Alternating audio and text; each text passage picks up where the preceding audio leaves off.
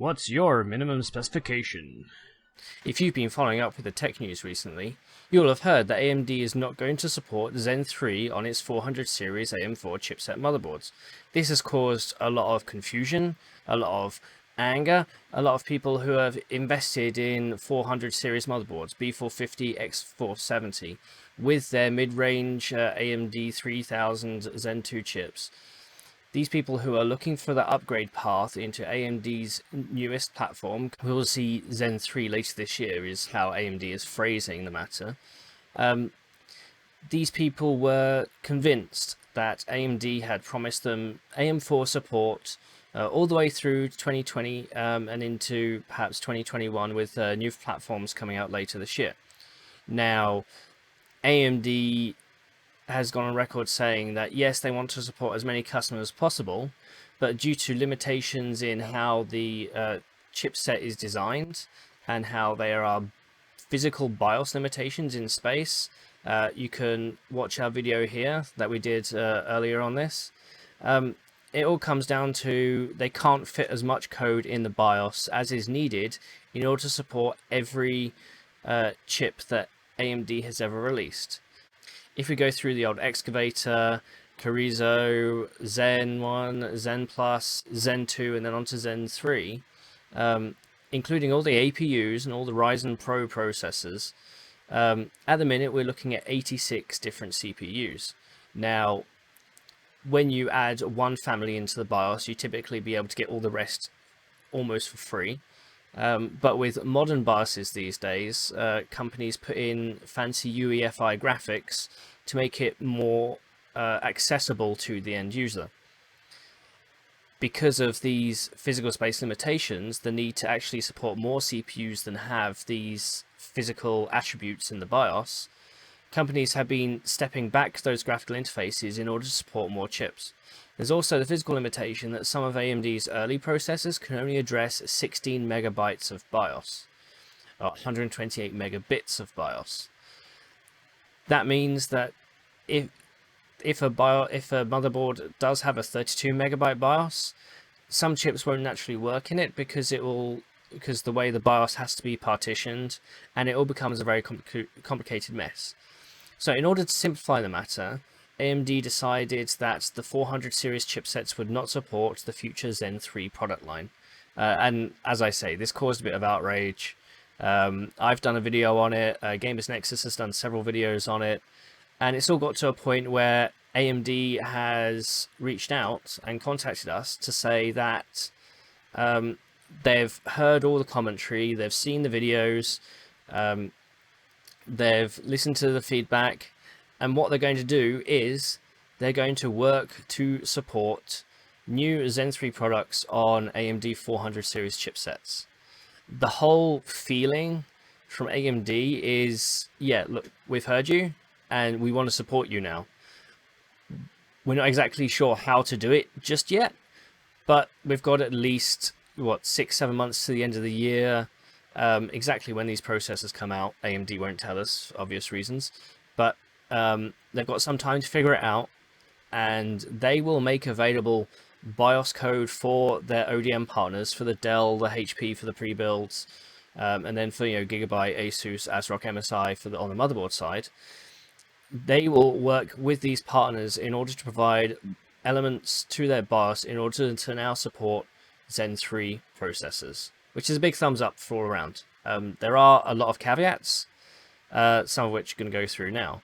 So because of this physical BIOS limitation and most of the motherboard supporting 16 megabyte BIOSes, AMD has said that some of these BIOS updates will be a one-way BIOS update only. So you may need an older chip to flash to the newer BIOS, and then you put the new chip in order for the system to work. That may be a situation.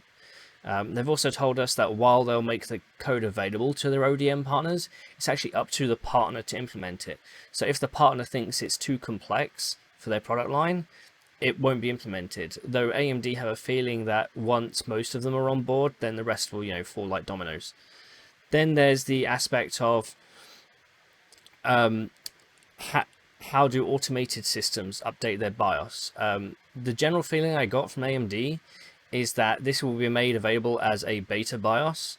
So the user will have to be tech savvy enough in order to update their BIOS, but be able to also get the beta BIOS and put that on and know what they're doing in order for this to happen. Otherwise, we get into a situation where some systems will automatically update the BIOS and then stop working because the wrong processor's in. It all depends on how the ODM wants to implement this feature, and it can get very complex very quickly, so you can kind of see why AMD didn't want to do it in the first place. AMD have reiterated that for anybody buying a new system soon, especially with a mid-range chip looking to upgrade to a future Zen 3 processor, your best bet right now is probably to wait for the B450 motherboards or go for X470 straight away.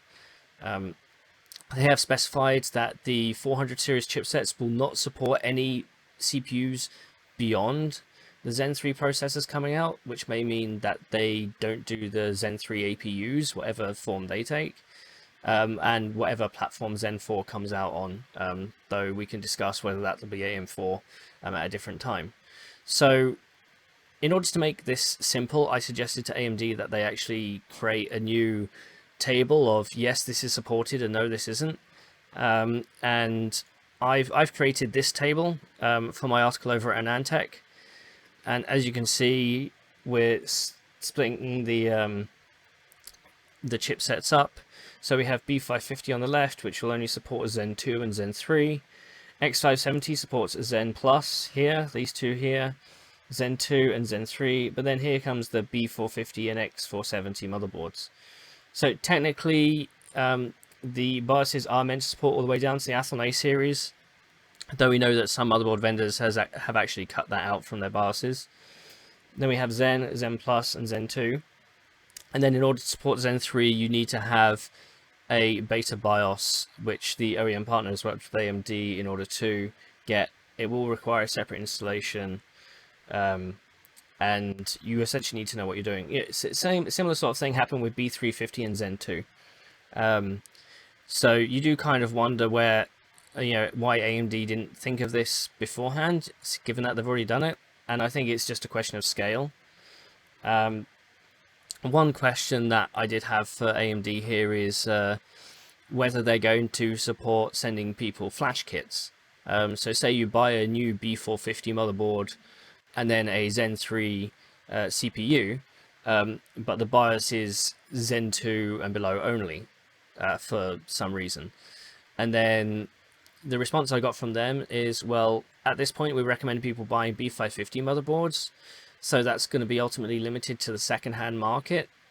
So if there is a strategy around that, they haven't worked out any of the details there. And to be honest, they haven't really worked out most of the details of how this BIOS transfer is going to work. This today is just the announcement, but naturally we're all thinking, well, what are all the individual caveats therein? So yeah, this is your handy BIOS guide into what chips support in what chipsets.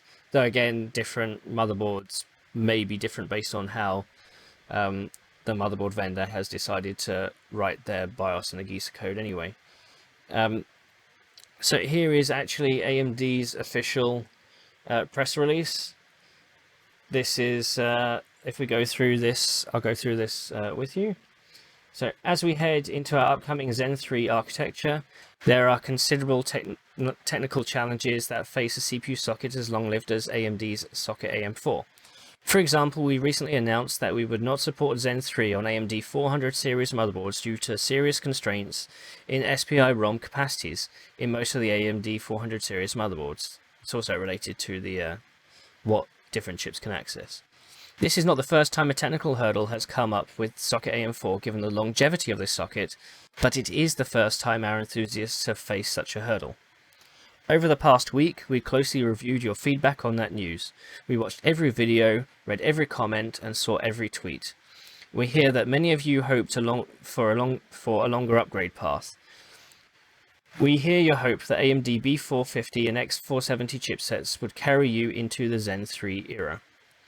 Our experience has been that large-scale BIOS upgrades can be difficult and confusing, especially if processors come on and off the support lists.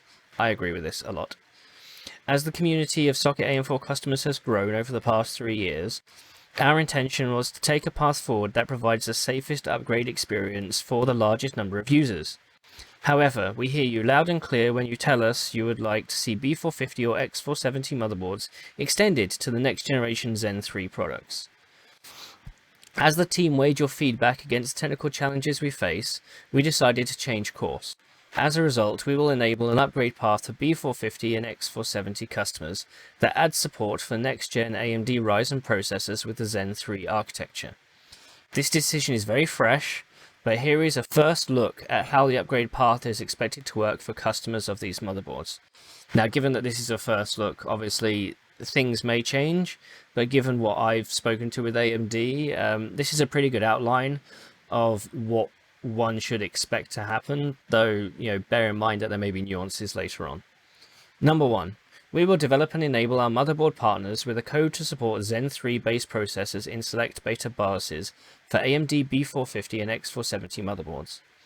These optional BIOS updates will disable support for many existing AMD Ryzen desktop processor models to make the necessary ROM space available. The select beta BIOSes will enable a one-way upgrade path for AMD Ryzen processors with Zen 3 coming later this year.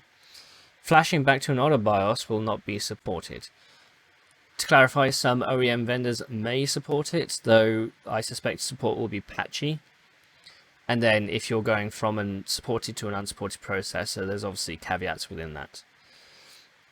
Number 4. To reduce the potential for confusion, our intent is to offer BIOS download only to verified customers of 400 series motherboards who have purchased a new desktop processor with Zen 3 inside. This will help us ensure that customers have a bootable processor on hand after the BIOS flash, minimizing the risk a user could get caught in a no-boot situation.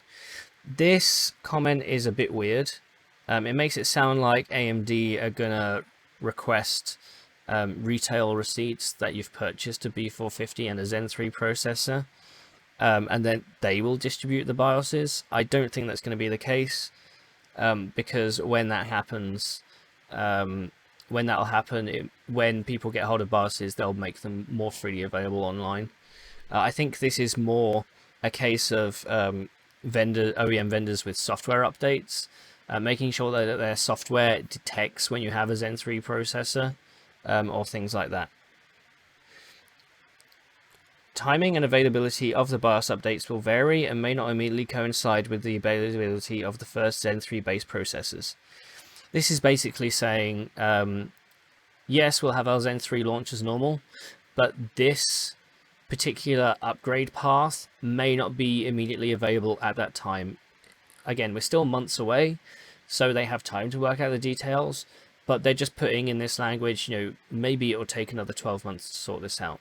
I doubt it will. I fully expect they will have it ready in time, but that's just, language to just in case the worst happens. This is the final pathway AMD can enable for 400 series motherboards to add new CPU support. CPU releases beyond Zen 3 will require a new motherboard. So that's, as I said, 400 series won't go any further than this. AMD continues to recommend that customers choose an AMD 500 series motherboard for the best performance and features with our new CPUs. So the 400 series motherboards are still locked to PCIe 3, and with the new processors you're obviously getting PCIe Gen 4. It's just, that sort of clarification. If you want Gen 4, we'll get a 500 series board. There are still many details to iron out, but we've already started the necessary planning. As we get closer to the launch of this upgrade path, you should expect another blog just like this to provide the remaining details and a walkthrough of the specific process. And you can bet your bottom dollar as well that the OEM, the motherboard vendor partners, will also have their own step-by-step guide. This is where things like dual BIOS and BIOS flashback really come into their own, because it means that users can enable that without having any sort of processor issue. And then a final comment, at CES 2017 AMD made a commitment, we would support AMD socket AM4 until 2020. So they're clarifying here, they did say until 2020. I know a few people were complaining that they might have said through 2020. But, the fact that they're doing this is, a positive overall. Let's take this as a win. We've spent the next 3 years working very hard to fulfill that promise across 4 architectures, plus pioneering use of new technologies like chiplets and PCIe Gen 4. Thanks to your feedback, we are now set to bring Zen 3 to the AMD 400 series chipsets. We're grateful for your passion and support of AMD products and technologies. And then that's the end of the... So that's where we stand. AMD 400 series will now support Zen 3. My recommendation, and I'm sure everybody else's recommendation, is that if you're going to buy a new system today, go for a 500 series motherboard, just because it escapes all this issue. And it gives you a very clear upgrade path with no potential caveats. So yeah, sure, the B550 isn't out yet. Motherboard should be coming to market soon, and B450 is at a very attractive price. Just hold off a few more weeks until those B550 boards coming to market. And yeah, you won't find any secondhand straight away.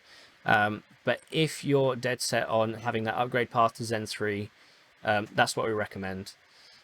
If you do buy a B450 motherboard, you still have an upgrade to the Ryzen 9 3950X, going from, a Ryzen 5 3600, going from 6 cores to 16 cores. That's still a hell of an upgrade, and I bet you'd enjoy it.